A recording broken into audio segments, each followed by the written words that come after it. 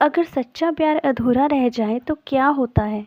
यह कहानी है आन्या और आरव की, दो ऐसे लोगों की जिनकी मोहब्बत बहुत गहरी थी, लेकिन किस्मत ने उन्हें अलग कर दिया।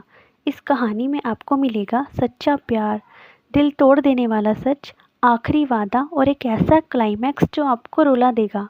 अगर आपको इमोशनल लव स्टोरीज पसंद है तो यह कहानी आपको ज़रूर पसंद आएगी। रात के 11 बजने वाले थे। रेलवे स्टेशन पर तेज़ बारिश हो रही थी। प्लेटफॉर्म नंबर 3 पर एक लड़की खड़ी थी, भीगी हुई, कांपती हुई। उसके हाथ में एक पुराना खत था। खत में सिर्फ एक लाइन लिखी थी, अगर तुम सच में मुझसे प्यार करती हो तो आज रात 11 बजे स्टेशन आना, वरना समझ लूँगा कि हमारा प्यार कभी था ही नहीं। घड़ी ने 11 बजाए। लड़की की आंखें भीड़ में किसी को ढूंढ रही थी, लेकिन वह नहीं आया। और तभी अचानक स्टेशन पर पुलिस की गाड़ी आकर रुकी। पुलिस वाले सीधे उसी लड़की के पास आए और जो उन्होंने कहा उसके बाद उस लड़की की दुनिया हमेशा के लिए बदल गई।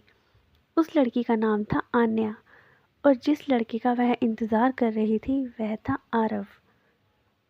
दिल्ली की ठंडी सुबह थी। कॉलेज का कैंपस पेड़ों और पुरानी इमारतों से घिरा हुआ था।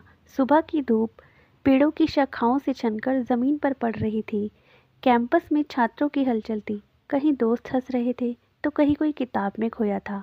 उसी भीड़ में एक लड़की तेज कदमों से चल रही थी। उसका नाम था आन्या। उसकी आंखों में हल्की सी घबराहट थी। आज उसका कॉलेज में पहला दिन था। वह नए माहौल को समझने की कोशिश कर रही थी। हाथ में किताबें थी और मन में कई सवाल।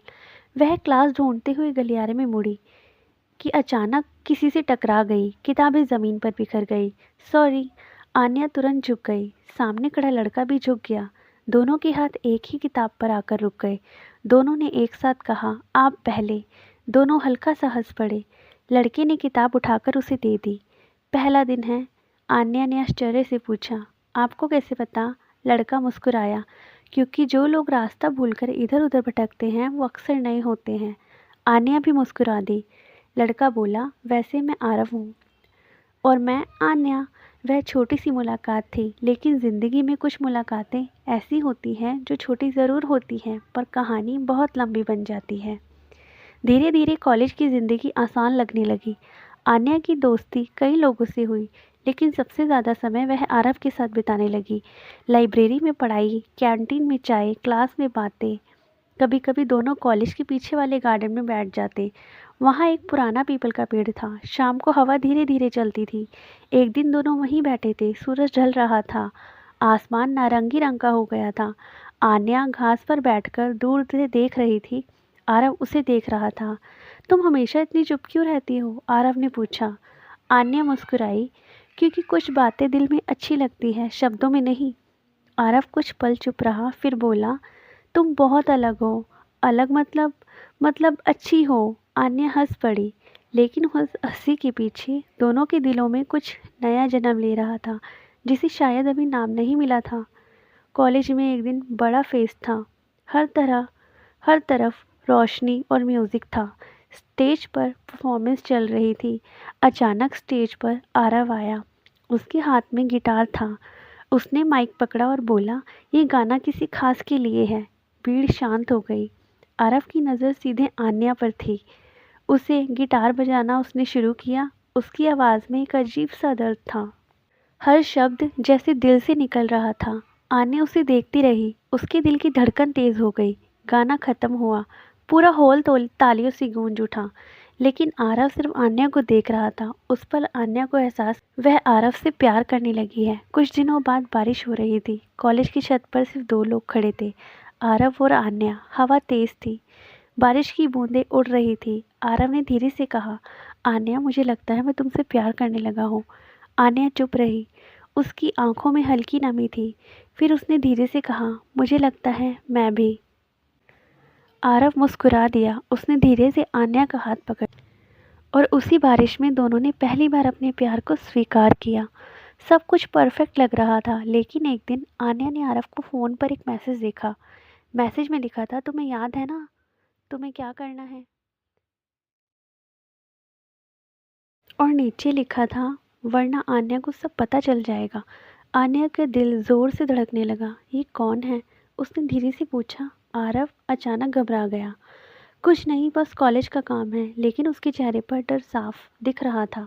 उस दिन पहली बार आन्या को लगा कि आरव उससे कुछ छुपा रहा है और शायद वह सच उनके प्यार को तोड़ सकता है। उस दिन के बाद से आन्या को सब कुछ बदलता हुआ महसूस होने लगा। पहले आरव हर समय उसके साथ रहता था, लेकिन अब वह अक्सर फ़ोन पर व्यस्त रहता, कभी अचानक कहीं चला जाता, और जब आन्या पूछती कहाँ थे तो वह बस इतना कहता, कुछ ज़रूरी काम था। आन्या चुप हो जाती, लेकिन उसके दिल में सवाल बढ़ते जा रहे थे। एक शाम दोनों कॉलेज के गार्डन में बैठे थे, वही पुराना पीपल का पेड़ जहाँ से उनकी कहानी शुरू हुई थी। लेकिन आज माहौल अलग था, खामोशी भारी लग रही थी। आन्या ने धीरे से पूछा, आरव, क्या तुम मुझसे कुछ छुपा रहे हो?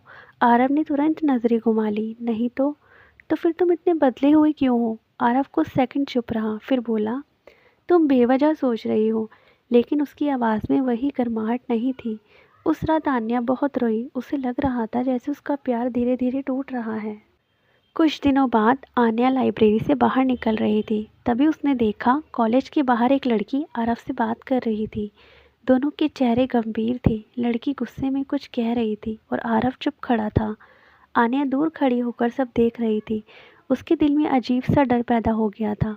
जब वह लड़की चली गई, आन्या आरव के पास गई। वो लड़की कौन थी? आरव थोड़ा घबरा गया। कोई नहीं, बस एक जानने वाली। जानने वाली? इतनी गुस्से में क्यों थी? आरव ने कोई जवाब नहीं दिया, बस कहा, आन्या, प्लीज़ मुझ पर भरोसा करो। लेकिन कभी कभी भरोसा सवालों की बोझ के नीचे दबने लगता है, और वही उनके प्यार के साथ हो रहा था। कुछ दिनों बाद आन्या को आरव का मैसेज आया, हमें मिलना होगा अभी। आन्या तुरंत पहुंची। आरव एक सुनसान पार्क में खड़ा था। उसका चेहरा बहुत गंभीर था। आन्या मुस्कुराते हुए बोली, क्या हुआ है? लेकिन आरव ने जो कहा उसने सब कुछ बदल दिया। आन्या, हमें अलग हो जाना चाहिए। आन्या को लगा उसने गलत सुना। क्या? आरव ने नज़रें झुका ली।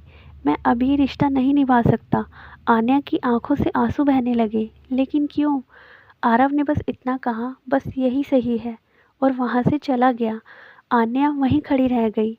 बारिश शुरू हो गई और उसके दिल में पहली बार सच्चा दर्द उतर गया। दिन गुजरते गए, लेकिन आन्या के लिए समय जैसे रुक गया था। कॉलेज जाना मुश्किल लगने लगा। हर जगह उसे आरव की याद आती। कैंटीन, गार्डन, लाइब्रेरी, सब कुछ। एक दिन उसकी दोस्त ने कहा, आन्या, शायद आरव की कोई मजबूरी होगी। लेकिन आन्या के दिल में एक ही सवाल था, अगर मजबूरी थी तो बताया क्यों नहीं? एक रात आन्या के कमरे के दरवाजे पर किसी ने दस्तक दी। दरवाज़ा खोलने पर वहाँ कोई नहीं था, लेकिन ज़मीन पर एक लिफाफा पड़ा था। आन्या ने उसे उठाया। उसमें एक खत था।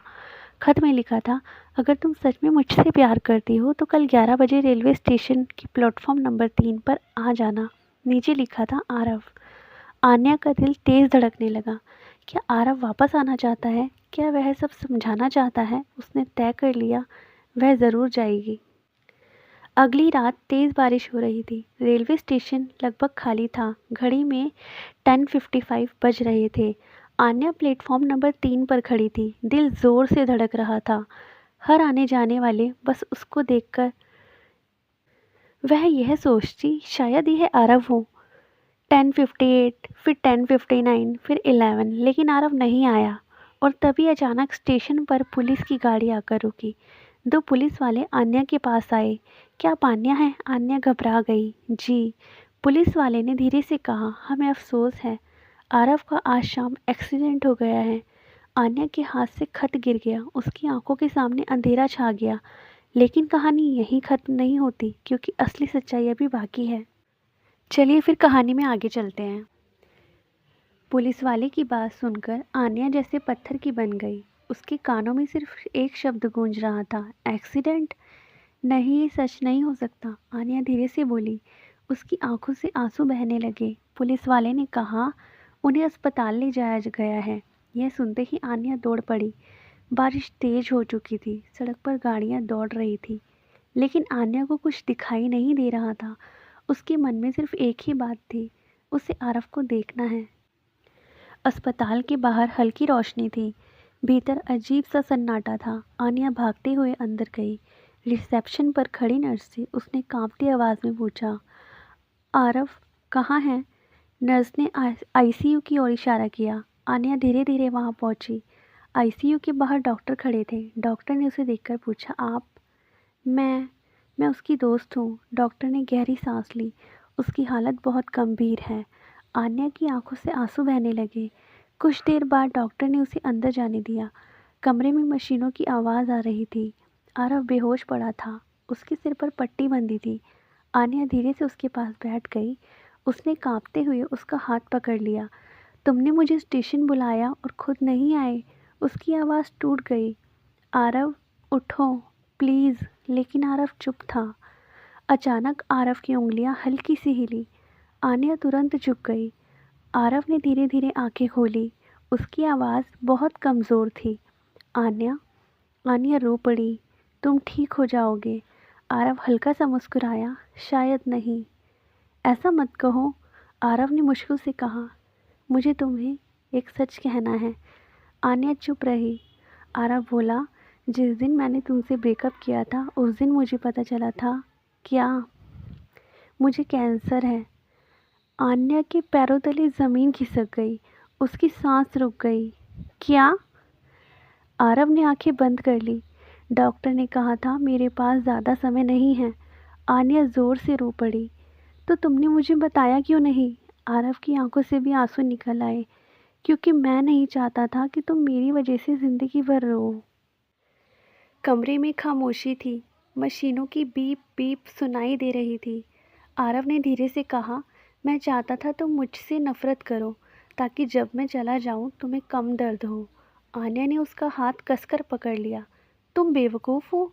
उसकी आवाज़ कांप रही थी। प्यार में दर्द कम नहीं होता, चाहे इंसान पास हो या दूर। आरव ने मुश्किल से मुस्कुराया। मुझे पता था तुम स्टेशन ज़रूर आओगी, इसलिए मैंने खत भेजा। आन्या रोते हुए बोली, मैं हमेशा आऊँगी जहाँ तुम बुलाओगे। आरव की सांसें धीमी हो रही थी। उसने धीरे से कहा, आन्या, एक वादा करोगी? कुछ भी। मेरे जाने के बाद अपनी ज़िंदगी रोकना मत। आन्या की आंखों से आंसू बह रहे थे। तुम्हें खुश रहना होगा। मेरे लिए। आन्या ने सिर हिलाया। मैं वादा करती हूँ। आरव ने धीरे से कहा, मैं तुम्हें हमेशा प्यार करता रहूँगा। और धीरे धीरे उसकी आंखें बंद हो गई। मशीन की आवाज़ अचानक लंबी हो गई। कमरे में सन्नाटा छा गया। आन्या समझ गई, अब प्यार अब सिर्फ यादों में रह गया उसका। कुछ दिनों बाद आन्या को एक पार्सल मिला। उसमें एक डायरी थी। आरव की डायरी। आखिरी पन्ने पर लिखा था, अगर तुम ये पढ़ रही हो तो शायद मैं अभी इस दुनिया में नहीं हूँ, लेकिन याद रखना, कुछ प्यार अधूरे होकर भी पूरे होते हैं। आन्या की आंखों से आंसू गिरते रहे, लेकिन उसके चेहरे पर हल्की मुस्कान थी, क्योंकि उसे पता था प्यार खत्म नहीं हुआ, वह हमेशा उसके दिल में रहेगा। तो इस कहानी का मोरल ऑफ स्टोरी यह है कि सच्चा प्यार सिर्फ साथ रहने का नाम नहीं होता। कभी कभी सच्चा प्यार त्याग भी होता है। आरव ने आन्या से दूरी इसीलिए बनाई क्योंकि वह नहीं चाहता था कि उसकी बीमारी की वजह से आन्या की पूरी ज़िंदगी दुख में गुजरे। आन्या की पूरी ज़िंदगी दुख में गुजर जाए।